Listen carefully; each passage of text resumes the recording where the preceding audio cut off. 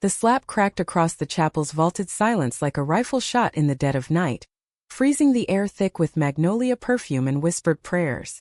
Alara's head snapped to the side, her lace veil quivering like a ghost caught in the crossfire, as her mother's manicured hand pulled back, rings glinting under the stained glass glow of saints who never sinned like this. In that fractured heartbeat before the congregation's collective inhale could shatter into screams, Alara turned, her emerald eyes finding mine across the aisle, burning with a truth we'd buried under vows we never meant, and she kissed me, her lips crashing into mine with the fury of a river breaking its banks, right there in front of God, family, and the fragile empire of her father's legacy. I remember the first time I saw Alara Hawthorne. It was like the Georgia sun cracking open after a week of rain, sudden, blinding, and impossible to look away from. We were both 19, fumbling through the sticky heat of a community college orientation in Monroe, that forgotten speck of a town hugging the Oconee River where the pines whispered secrets to the cotton fields. I was Naomi Reyes, daughter of a migrant farmhand who'd scraped together enough for me to chase a nursing degree, my hands callous from weekends picking peaches at the orchards outside town. Alara was the Hawthorne girl, heir to the sawmills and the old money that kept Monroe's Main Street lit with gas lamps pretending to be historic charm. She wore a sundress the color of ripe peaches, her laugh cutting through the droning welcome speech like birdsong after a storm. We collided at the punch table literally, my elbow jostling her cup, red liquid blooming across her skirt like an accusation. "Oh hell," she said, not in anger but with this spark in her voice, like she'd been waiting for chaos. I stammered an apology, grabbing napkins from the stack, dabbing at the stain while the room buzzed around us. Her hand caught mine, steadying it, and in that touch, warm, unhurried, something shifted. Not fireworks, not yet. More like the slow unraveling of a thread I didn't know was knotted around my chest. That afternoon stretched into evenings at the riverbank, where the water ran lazy and brown, carrying whispers of escaped slaves who'd hidden in these very bends a century ago. We'd skip stones, her throws wild and joyful, mine precise from years of necessity. She talked about her mother's iron grip on the family Bible studies, the way Reverend Ellis preached fire and brimstone from the pulpit of First Baptist, his sermons laced with warnings about the unnatural paths that led straight to perdition. Alara's voice would soften then, her fingers tracing patterns in the mud, as if confessing to the earth was safer than to me. "Mama says love's a covenant, Naomi, signed in blood and witnessed by kin. But what if the fine print traps you?" I didn't have answers, just the ache of my own secrets. The letters from my father back in Texas, postmarked with regret for leaving us behind.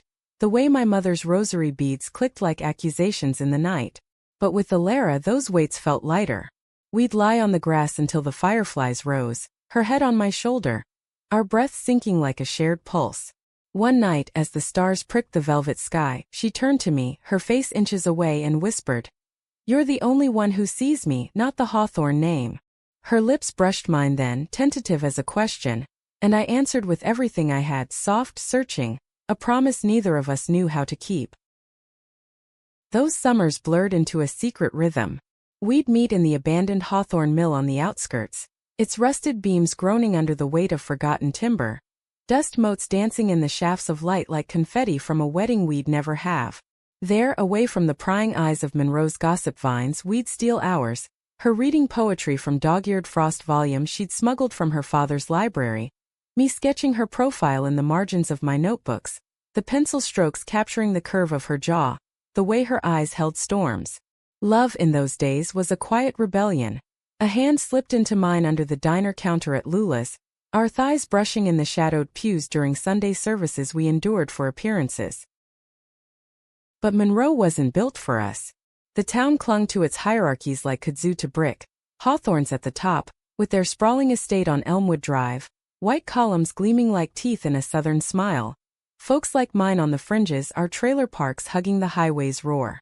Alara's father, Harlan, ruled the Chamber of Commerce with a handshake firm as his beliefs.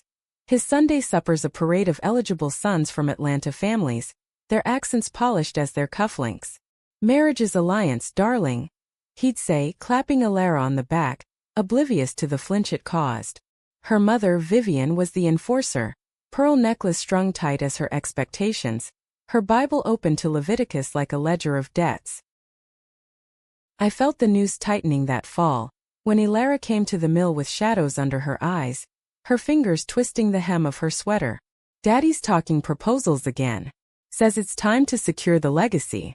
We were tangled on the old foreman's cot, her body warm against mine, but her words chilled the air. I pulled her closer, murmuring against her hair. We could run. Portland, maybe. Or that co-op in Vermont you read about. She laughed, bitter as chicory, but her arms held me fierce. And leave what? Ghosts and good intentions. Winter brought the first real fracture. Harlan hosted the annual Yule Ball at the country club. A glittering cage of chandeliers and champagne flutes where Monroe's elite preened like peacocks.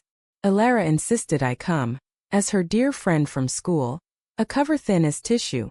I borrowed a dress from my cousin in Savannah, navy silk that hung loose on my frame, but when I stepped through those oak doors, heads turned, not in welcome but in assessment. Whispers slithered. Ray's girl. From the orchards. Elara found me by the punch bowl again, her gown emerald as her eyes, and pulled me onto the dance floor for a slow waltz, our hands formal but fingers laced hidden. That's when I saw him, Beckett Langford, heir to the textile mills up in Macon, his smile all charm and calculation. He cut in with a bow, sweeping Elara away, and I retreated to the veranda, the cold biting through my shawl. From the shadows I watched them, his hand on her waist, her laughter forced like medicine. When she slipped away later, finding me by the azaleas, her kiss tasted of salt. He's asking Daddy for my hand next spring, she said, voice breaking.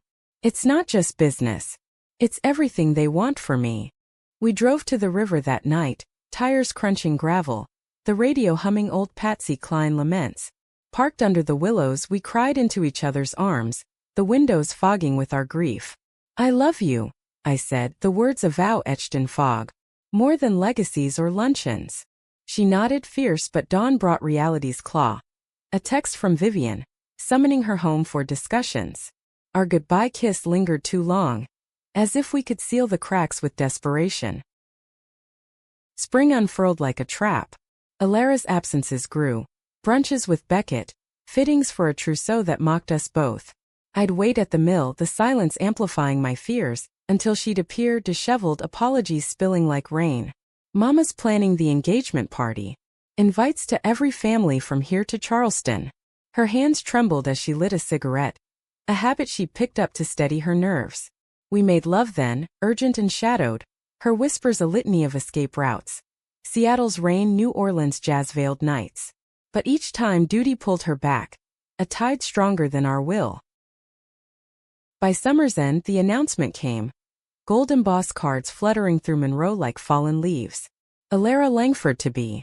I found the one she'd left on my doorstep, crumpled in my fist as I drove to the Hawthorne estate, pounding the brass knocker until Vivian answered, her face a mask of powdered poise. Naomi dear. This isn't a good time. But I pushed past, finding Elara in the sunroom, surrounded by swatches of ivory silk. Our eyes met and she rose, but her mother's voice sliced. Enough. You've no place here. That night, alone in my trailer, the walls closing like a coffin, I understood the war we'd waged. Love in Monroe wasn't a gift, it was a gauntlet, thrown down by bloodlines and beliefs. Yet as fireflies blinked outside my window mocking my solitude, I clung to the memory of her touch, the way it promised a world beyond these pines. Little did I know, the gauntlet was just warming up, and the real battle waited in white lace and wilted roses. The engagement party was a spectacle of southern excess, held under the Hawthorne's live oaks draped in twinkling lights, the air heavy with the scent of bourbon and barbecue ribs slow-cooked over hickory. I wasn't invited, of course. Naomi Reyes had no place among the crystal glasses and corsages, but Elara had slipped me a note days before, scrawled on the back of a mill invoice. Meet me at the old springhouse midnight. Bring your heart. I'll bring mine.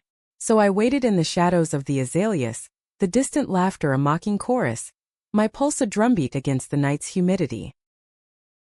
She appeared like a specter in her champagne gown, the fabric shimmering as she wove through the garden paths, glancing over her shoulder like a fugitive.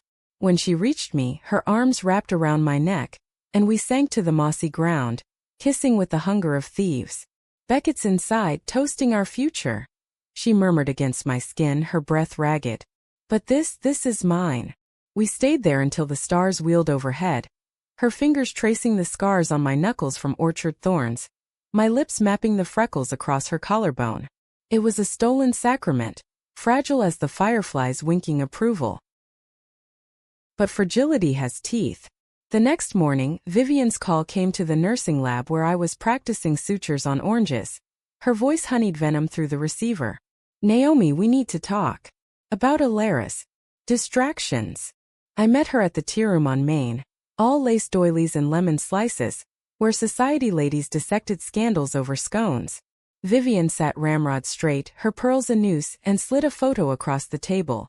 Us at the river last summer, blurred but unmistakable, my arm around Alara's waist. I had Harlan hire a man from Atlanta. Discreet inquiries. For her sake. My stomach hollowed, but I met her gaze. It's not a distraction. It's real. She leaned forward, eyes narrowing like a hawk's. Real? Child, you're a phase, a rebellion against the natural order. Alara's promise to a good man, a legacy. You? You're the help's daughter, playing at things that damn souls. Her words landed like barbs, but it was the pity in her tone that cut deepest. The assumption that my love was a symptom, curable with time and a proper match. I left with my head high, but the drive home blurred through tears. Alara called that evening, her voice a whisper from her locked bedroom. Mama knows. She showed me the picture. Said we'd end this madness or she'd cut me off, school, the house, everything. Silence stretched, taut as a wire. What do we do? I asked, hating the plea in my voice. We fight, she said, fierce as ever. Quietly. For now. Quiet fights are the cruelest. Fall semester dragged. Alara buried in wedding planning seminars her mother enrolled her in. Me shadowing shifts at the local clinic, bandaging wounds that paled against our own. We'd text in code, River Low today? Meaning meet at the bend after dark. Stealing moments in the cab of my truck, fogged windows shielding our confessions. She spoke of doubts creeping in. Beckett's charm wearing thin, his jokes laced with the casual bigotry of his club buddies, the way he'd pat her hand like a possession. He's kind, Naomi. But kind's not fire. One crisp October night we drove to the state line, crossing into South Carolina where the rules felt looser, the air sharper with pine instead of peach. We found a roadside diner, neon buzzing eat, and over greasy fries, she pulled out a brochure for a women's collective in Oregon. Cabins nestled in evergreens, women building lives free from judgment. Imagine it, she said, eyes alight. No veils, no vows to strangers. Just us. My heart swelled, but reality's shadow loomed. Your family will survive without me. She squeezed my hand, the diner's jukebox crooning about lost loves.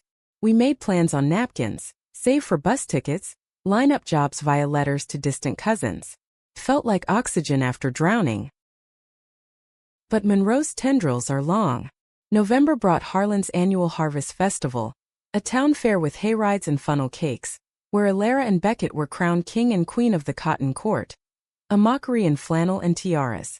I watched from the crowd, blending with the farmhands, as they waved from the float, her smile brittle as spun sugar. Later, in the porta-john shadows, she found me, tears carving tracks through her makeup. He proposed tonight.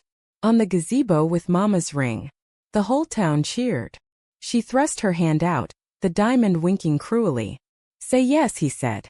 For us. For Monroe. I pulled her into the truck, driving until the fair's lights faded. Parking on a dirt road where coyotes howled distant approval. We raged then. Sobs and shouts mingling with desperate touches, her ring discarded in the glove box like a grenade.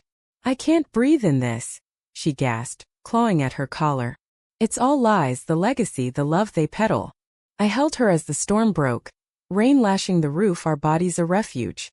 Dawn found us spent, her head on my chest, whispering, Oregon. Soon. Winter holidays tested us like fire. Alara's family whisked her to the lake house in Highlands, North Carolina, a retreat of roaring fires and fox hunts, while I strung lights alone in my trailer, the tinsel mocking my solitude. Postcards arrived, stiff family portraits with Beckett's arm around her, but tucked inside, notes in her looping script. Snow hide sins. Miss your warmth. I wrote back volumes, mailing them to a P.O. box in town, pages filled with dreams of Portland's fog-shrouded streets, where we'd open a bookstore cafe, shelves groaning with Audre Lorde and Alice Walker. New Year's Eve she broke free for a night, sneaking to Monroe on a borrowed horse from the stables, Ilara on horseback, wind-tossed hair, a vision from some antebellum fever dream. We met at the mill, champagne pilfered from the party, toasting under the rafters. To freedom, she said, clinking plastic flutes. Our kiss deepened, the new year exploding in distant fireworks, but as midnight tolled, her phone buzzed, Vivian demanding her return. Go, I urged, though it tore me. She lingered at the door, eyes pleading. This ring's coming off. Promise. Spring bloom treacherous. Wedding dates solidified, June under the hawthorn oaks, with a guest list swelling to 200. Ilara's fittings became alibis for our meetings, slipping away from seamstresses to the fitting room's mirror, where we'd steal breaths between pins. The dress is beautiful, she'd say, twirling in white taffeta. But it feels like a shroud. Beckett grew bolder, his touches lingering, his letters to Harlan outlining merger details. Mills combining, fortunes aligning. Ilara confided over stolen picnics. He talks futures like balance sheets. You talk souls. Yet doubt not at me, a quiet erosion.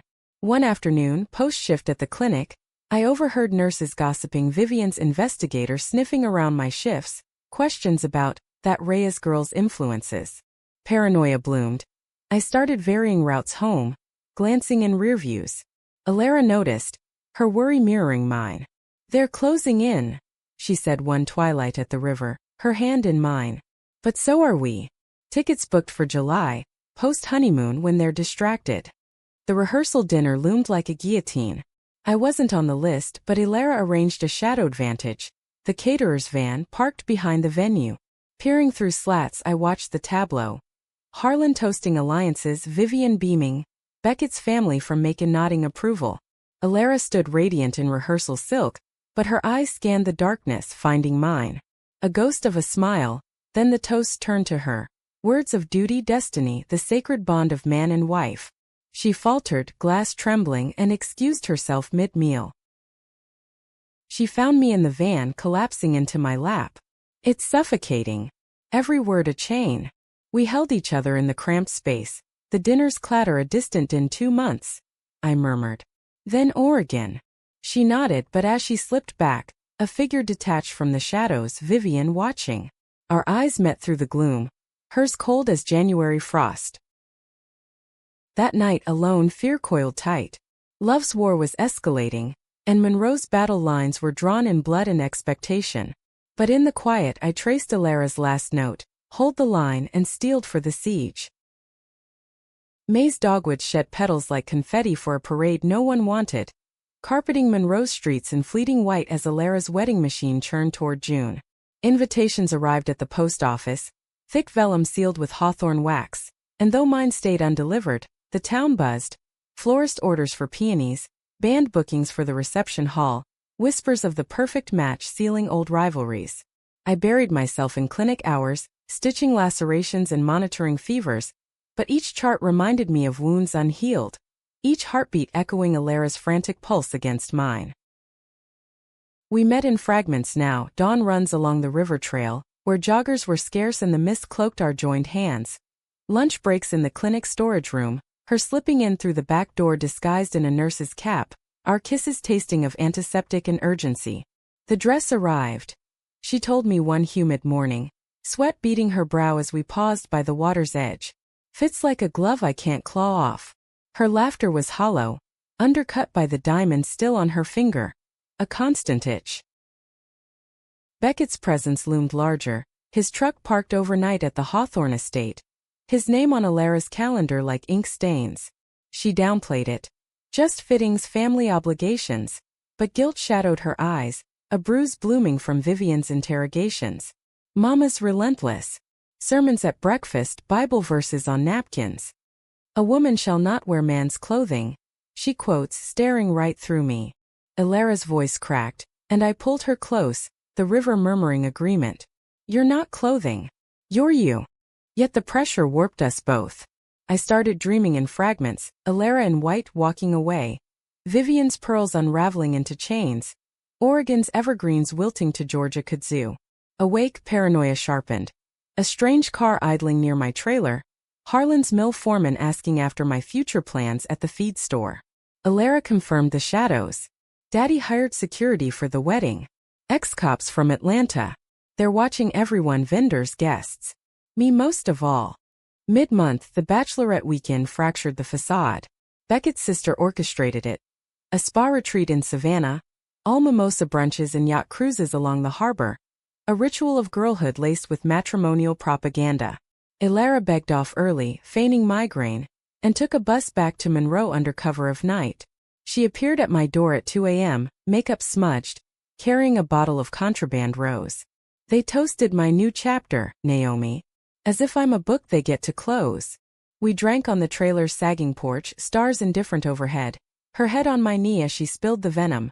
Beckett's drunken advance on the yacht, his hands too bold, her rebuff met with slurred confusion. What kind of wife turns away her husband? Rage boiled in me, hot as tar. Call it off. Now. She sat up, eyes wild. And lose everything? The house, the trust, it's leverage, not love. But if I bolt early, they'll disown me before we hit the state line.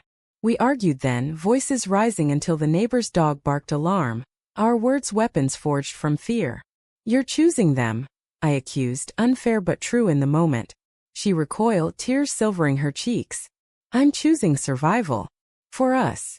Dawn brought apologies, tangled sheets in my narrow bed. Our bodies mending what words had rent. But the rift lingered, a hairline crack widening with each passing day. Alara threw herself into final preparations, floral consultations, menu tastings, while I volunteered for extra shifts, numbing the ache with patience, small mercies. A child's fever broken, an elder's hand held through bad news. At night, alone, I'd pore over maps tracing routes to Portland, the Freedom Trail twisting like hope.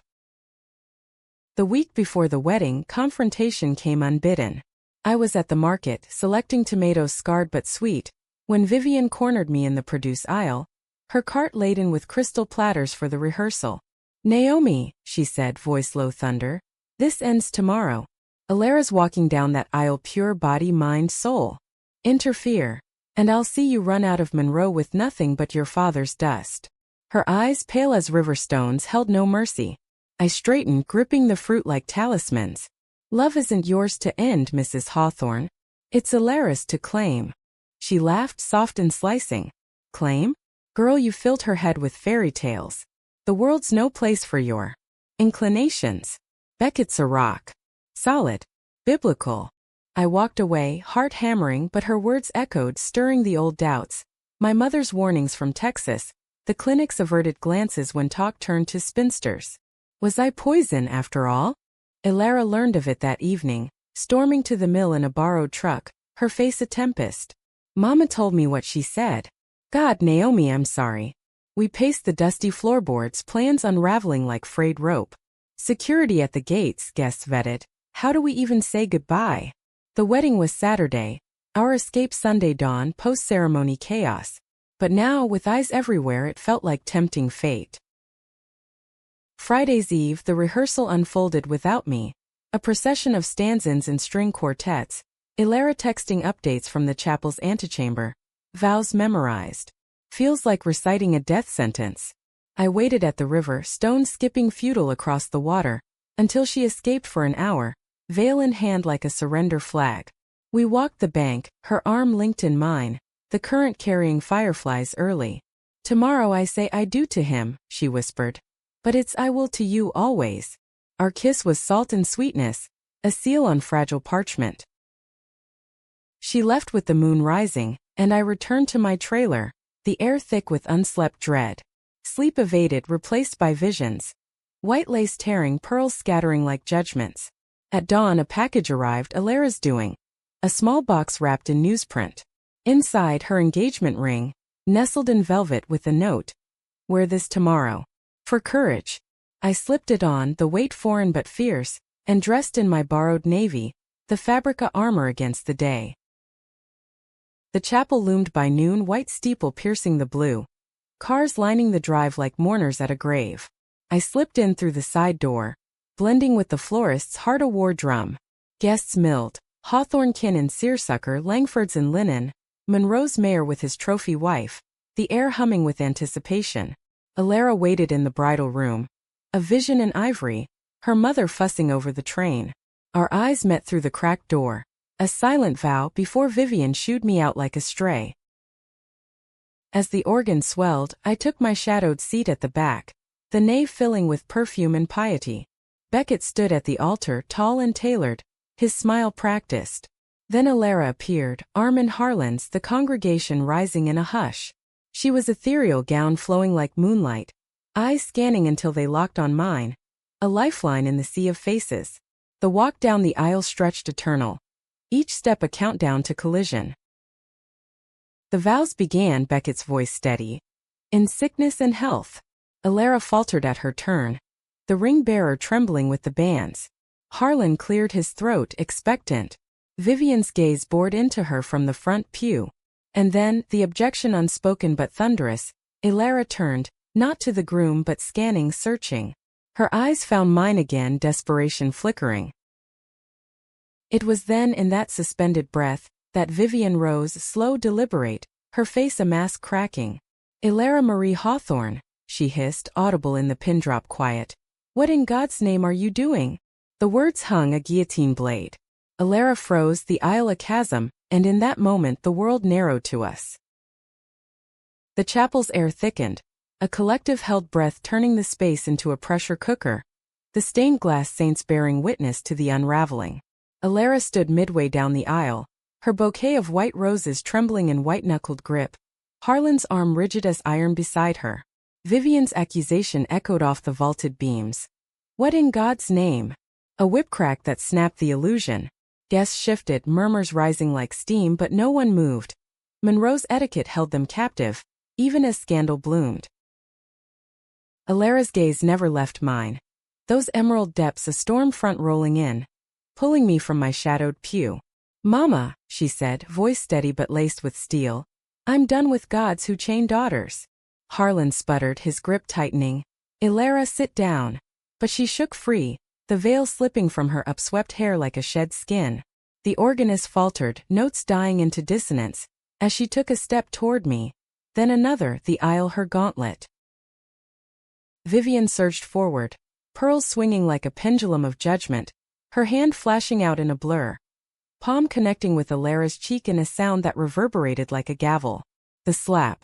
Red bloomed across porcelain skin, a brand of betrayal, and Alara staggered, bouquet scattering petals like bloodied snow.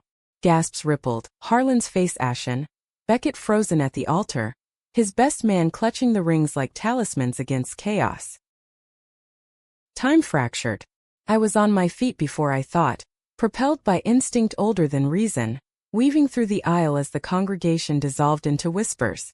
Alara touched her cheek, eyes wide not with pain but revelation, the sting a wake-up call. And then she turned fully, ignoring the groom, the family, the facade, and locked onto me, that fire we'd kindled in riverbanks and mills now an inferno. Her lips parted, a silent come here, and in that charged void, she closed the distance, her body crashing into mine at the chapel's heart. The kiss was cataclysm, her mouth on mine, fierce and unyielding, hands fisting my dress as if anchoring to the only truth left. I tasted salt from her tear-streaked face, the faint copper of her bitten lip, and met her with equal desperation, arms wrapping her waist, pulling her close as the world detonated. Shouts erupted, Vivian's wail. Unnatural. Stop this abomination. Harlan's bellow for order, Beckett stunned Alara, laced with disbelief. But we held, the kiss deepening, a declaration etched in breath and bone, before the entire edifice of their empire. She pulled back first, breathless, forehead to mine, our eyes inches apart in the melee. Naomi, she whispered, the name a prayer. Let's go. Chaos crested. Ushers advancing. Guests rising in a tide of pearl-clutching horror. Phones emerging like vipers to capture the fall. I nodded, heart thundering, and we turned as one, hand in hand, bolting for the side door past the felled bouquet, petals crunching underfoot like crushed expectations. Outside, the June sun blazed merciless, The chapels shadow a brief mercy as we sprinted across the lawn. Ilara's train snagging on azalea thorns, tearing with satisfying rips. My truck waited in the lot, keys jangling in my pocket. A getaway planned for tomorrow now thrust into now. We dove in, engine roaring to life as fists pounded the hood. Harlan's face purple at the window, Vivian's screams piercing. "You'll burn for this, both of you." I floored it, gravel spitting. The chapel shrinking in the rearview amid a swarm of stunned guests spilling out like ants from a kicked hill. The highway unspooled north, Oconee's bends giving way to interstates, Ilara shedding layers. Veil discarded out the window like a white flag. Gown hiked for the seat, the diamond ring flung after it, glinting farewell in the dust. Laughter bubbled first, manic and freeing, then tears. Hers streaking mascara rivers, mine blurring the road. "We did it," she gasped, hands squeezing mine over the gearshift. "Holy hell, we did it." But euphoria cracked under pursuit's specter. A glance back revealed no tails, but Monroe's reach was long, Harlan's connections, Vivian's wrath. We drove in silent stretches, radio off, the hum of tires a mantra. First stop. A gas station in Milledgeville, where Ilara changed into my spare jeans and tee in the bathroom, emerging scrubbed clean of bridal artifice, hair loose and wild. "Feels like shedding a curse," she said, sliding back in, our fingers lacing automatic. I nodded, pumping fuel with cash from the glovebox stash, eyes scanning mirrors for shadows. Oregon's 20 hours. We pushed through. Night fell over the Carolinas, motels blurring into neon anonymity. We checked into a no-questions place outside Charlotte, room smelling of bleach and regret, collapsing onto the sagging bed in a tangle of limbs and relief. "Tell me we're free," she murmured, face buried in my neck. I traced her spine, the slap's faint mark of fading bloom. "We're starting." Love that night was reclamation. Slow, reverent, erasing the aisle's ghosts with touches that mapped futures, not pasts. Dawn brought reality's bite. Ilara's phone, silenced but charging, lit with a barrage, Harlan's voicemails roaring disownment. "You're no daughter of mine." Vivian's scripture-laced condemnations. Beckett's bewildered pleas. She deleted them one by one, but each swipe paled her further. "They'll hunt us. Lawyers, PIs, the works." I pulled her close, the motel's thin walls echoing distant trucks. "Let them. We're ghosts now." We pressed on, crossing into Virginia's hills, the landscape shifting from cotton to tobacco, then apple orchards, a metaphor for ripening escapes. Stops were sparse. Drive-through coffee in Roanoke, where Ilara laughed at a billboard for family values tours, bitter but bright. "Monroe's export," she quipped, sipping black brew. My own calls weighed heavy, my mother's voice from Texas cautious but warm. "Come here first, Mija. Regroup." But Ilara shook her head. "West. Always west." Pennsylvania's rain lashed us near midnight, wipers slapping rhythm, Ilara dozing against my shoulder. I pondered the fallout. Clinic job lost to gossip's wildfire, Monroe's doors barred forever. Yet in her soft breaths peace flickered, worth the pyre. We crossed into Ohio at dawn, flatlands stretching like blank pages, and there in a diner off I-70, the first crack in our armor showed. Ilara's hand shook as she buttered toast, eyes on the news ticker. Georgia wedding scandal rocks local elite. Grainy cell footage looped, the slap, the kiss, our sprint. Commentators clucking about tragic confusion and family heartbreak. She pushed the plate away, nausea rising. "They're painting me the villain. You the seducer." Rage flared in me, but I swallowed it, covering her hand. "Or heroes. Depends on the story." The drive hardened us, miles forging resolve. Indiana's cornfields whispered of hidden lives. Illinois sprawl a preview of anonymity. By nightfall in Iowa, exhaustion claimed us. Another motel, this one with a flickering vacancy sign, where we ate vending machine chips and planned. Portland contacts from her brochure days, a cousin's couch for crash landing. Bookstore by day, poetry slams by night. She dreamed, sketching logos on napkins. I watched her, love a quiet ache, wondering if freedom's price was already etching lines on her face. Nebraska's emptiness mirrored our uncertainties, the Platte River a silver thread under starlight. Ilara confided fractures. Guilt for Harlan's heart condition, whispered by Vivian's texts. Pity for Beckett, left holding a hollow vow. "I betrayed them all," she said, voice small. No, I countered, pulling over at a rest stop, cradling her under the dashboard glow. You chose life. Wyoming's mountains rose like sentinels by week's end. Our funds thinning but spirits buoyed by the horizon's promise. Utah's salt flats blinded us with reflection.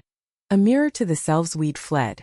And then Nevada's neon, Vegas a detour temptation, but we bypassed for the straight shot west. Alara's laughter returned in bursts, triggered by billboards for quickie divorces or Sin City weddings. Ours was the quickest scandal, she'd joke, but her eyes held shadows. Oregon's border crossed at twilight, evergreens enfolding us like old friends, the air crisp with pine and possibility. Portland's lights twinkled ahead, a constellation of second chances. We found the collective's address, a rambling farmhouse on the city's edge, porch light welcoming strays. As we pulled up, Alara turned to me, the slap's echo long faded, replaced by a tentative dawn. We made it. But in her grip I felt the unspoken. Survival was the easy part. Living free, that war raged on. Portland greeted us with a drizzle that felt like absolution. The rain washing Georgia's dust from the truck's underbelly as we navigated potholed roads to the women's collective. The farmhouse stood weathered but warm, its wraparound porch strung with prayer flags faded from Pacific winds, a far cry from Monroe's columned pretensions. Lena, the house mother, a silver-haired dyke with tattooed forearms and a voice like smoked whiskey, met us at the door, arms open before questions. Saw the news clip. Hell of a coming-out party. Come in, sisters. Inside smelled of sage and sourdough, rooms shared by women in various men's. A painter fleeing corporate exile, a teacher rebuilding post-divorce, all nodding welcome over communal stew. Alara hesitated on the threshold, her borrowed jeans stiff with travel, but I squeezed her hand, and she stepped forward, shedding the last of the bridal ghost. That first night we bunked in a loft, twin cots pushed together, blankets wool-thick against the chill. Sleeping tangled, dreams untroubled for the first time in months. Days blurred into a tentative rhythm. Mornings, coffee brewed strong in the Clawfoot kitchen, where stories swapped like currency. Lena's escape from 80s Bible Belt, another's custody wars. Alara listened wide-eyed, her journalist's notebook filling with their truths, a balm to her own unraveling. Afternoons we job hunted, me at a free clinic in the Pearl District, stitching wounds for the unhoused, her at a feminist bookstore in Hawthorne, shelving Meridel Lusure beside battered copies of The Well of Loneliness. Feels like home, she'd say evenings, dust on her apron, but her smiles faltered at silences, eyes drifting to the payphone where Monroe's echoes waited. The calls started subtle. A wrong number from an Atlanta exchange, Harlan's lawyer inquiring about assets. Alara screened them, but Vivian's voice pierced one afternoon, caught mid-dial. Alara? Baby, come home. We can fix this therapy prayer. Beckett's heartbroken but forgiving. The line went dead, Alara's face crumpling as she slammed the receiver. Fix me? Like a bent fender.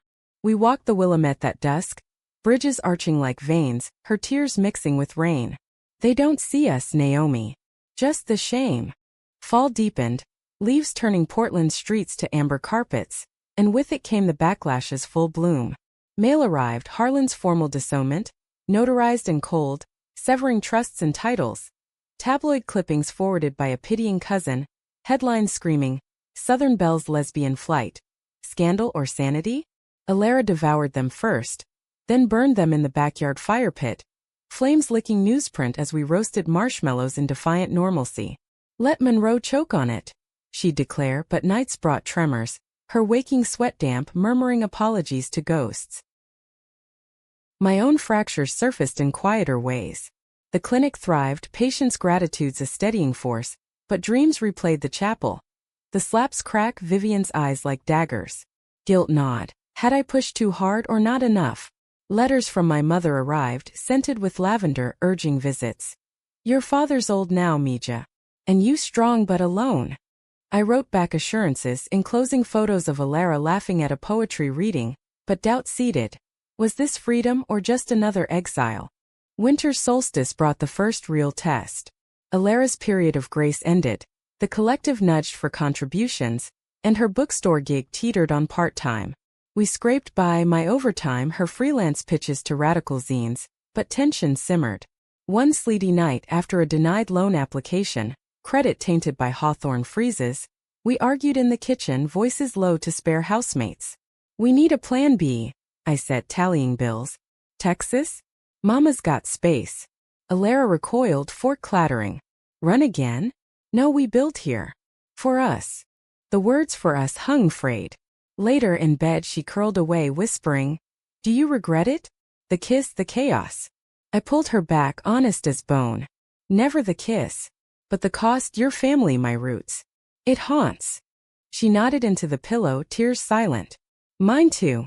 Beckett called last week, collect from a payphone. Said he gets it now, the pressure. Offered a quiet divorce, no scandal if I return. The admission landed like frost, chilling the sheets. And I asked, voice steady by will alone. I hung up. But it lingers. Betrayal's shadow lengthened. Spring thawed the ground but not our riffs. Alara's pitches landed in Portland's Alt Weekly. Pieces on queer Southern exiles that drew hate mail. Bible verses scrawled in crayon, threats veiled as prayers. One envelope held a photo. Us at the river pre-kiss, circled in red with abomination slashed across. She hid it, but I found it crumbled in the trash, confronting her over dawn yoga. We're not safe here either. She deflated, admitting more. Vivian's emails pleading reconciliation, promising understanding, if Alara repented. The fracture peaked in April, under cherry blossoms shedding like regrets. Alara vanished for a day, phone off, note saying need air, returning hollow-eyed from a bus to the coast, where waves had whispered temptations of surrender. I stood at the surf thinking of Mama's slap, not anger but fear. For me. We held vigil that night, housemates circling with tea and tales, but the seed of doubt sprouted. Was our love resilient or just stubborn scar tissue? Beckett's olive branch arrived then. A letter forwarded, formal as a contract, offering annulment papers and a settlement to start fresh. Alara read it aloud by lamplight, voice cracking on his closing. I loved the idea of you, but seeing you free. Maybe that's the gift. She wept then, not for him, but the boy he'd been before legacies warped him. He betrayed me first by agreeing to the auction. Yet the offer tempted, a bridge back to ease. I felt the pull too in quieter moments, clinic colleagues pitying glances at my dramatic backstory, the ache for my mother's embrace. One evening, post-shift, I drove to the collective alone, detouring to a overlook where the city sprawled like possibility denied. What if we separate the wars? The thought poisoned, but it lingered, a betrayal born of weariness. Climax came unannounced, a phone call from Lena Harlan in Portland on business, requesting a meet at a neutral cafe. Alara agonized, pacing the loft. One talk. Closure. I urged caution, but her eyes pleaded, trust me, and I relented, waiting at the collective, nails bitten to stubs. Hours stretched. Became 5. Then she returned, not with closure but catastrophe. Harlan's ultimatum delivered, return for rehab, code for conversion, or face lawsuits for defamation, twisting our story into theft of his daughter's mind. She collapsed in my arms, the cafe's coffee cold in her cup. He said you brainwashed me. Offered money to disappear. Rage and grief warred in me but deeper. Fear that the slap's echo had followed, cracking us irreparably. That night we lay awake, the rain a relentless dirge, her whispers fracturing. Maybe they're right. Maybe love like ours breaks everything. I held her tighter but dawn brought the unspoken. Our bond, once defiant flame, now smoldering under betrayal's weight. Portland spring mocked us, blooms bursting while we withered. Alara withdrew, volunteering at a shelter to escape her skin. I doubled shifts, numbing in sutures and small talk. The collective felt like a way station, not home. Housemates' empathy a mirror to our fragility. One afternoon, finding her staring at annulment forms, I snapped, sign them. If that's peace. She recoiled, papers scattering. You'd let me go? I'd let you breathe, I lied, voice breaking. The tantrum peaked in shouts. Accusations flying, my practicality a cage, her ideals a noose. Doors slammed, we slept apart, the loft a chasm. Days later, a truce over borrowed bikes, pedaling Willamette paths, but the rift yawned. Betrayal wasn't Harlan's alone. It was ours in the slow poison of doubt. As summer loomed echoing George's heat, I wondered if freedom's price was solitude, and if the kiss that saved us might yet undo. Summer's heatwave baked Portland into a simmer. The Willamette's banks thronged with picnickers seeking relief, but for us it was a forge testing metal. The argument's ashes settled into uneasy armistice. Alara shelving the annulment forms in a drawer like a dormant bomb, me swallowing retorts over shared suppers. The collective became our scaffold. Group circles where women unpacked betrayals, Lena's guitar-strummed folk tunes a soundtrack to healings. One evening under string lights Alara shared our story. Chapel kiss to coastal crash, her voice gaining strength with each nod, tears met not with pity but power. It wasn't flight, she concluded, hand finding mine. It was flight path. That admission sparked thaw. We recommitted in small rebellions. Weekend hikes in the gorge, basalt cliffs echoing our laughs. Open mics where Alara read her exile essays, crowd snapping approval. My clinic promotions funding a shared apartment downtown. A third-floor walk-up with bay windows overlooking food carts steaming falafel and pho. Moving day, hauling boxes up creaky stairs, we paused mid-lift, kissing amid bubble wrap, the act of reclamation. This is ours, she said, tracing the lease's ink. No ghosts invited. Yet echoes persisted sly as fog. Vivian's letters arrived bi-weekly, first condemnations, then softening to concern. Enclosing photos of Monroe's magnolias, Harlan's hospital bracelet from a stress-induced episode.